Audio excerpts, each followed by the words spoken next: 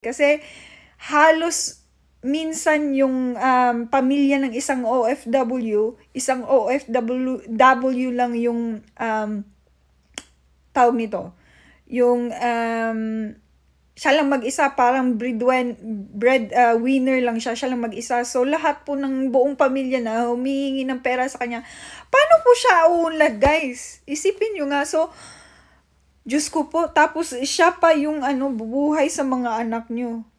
Yung kapatid ng isang OFW, siya din yung bubuhay ng mga kapatid ng kapatid. Nakakaloka, guys. Grabe. Bigyan nyo naman ng hustisya yung mga OFW, guys.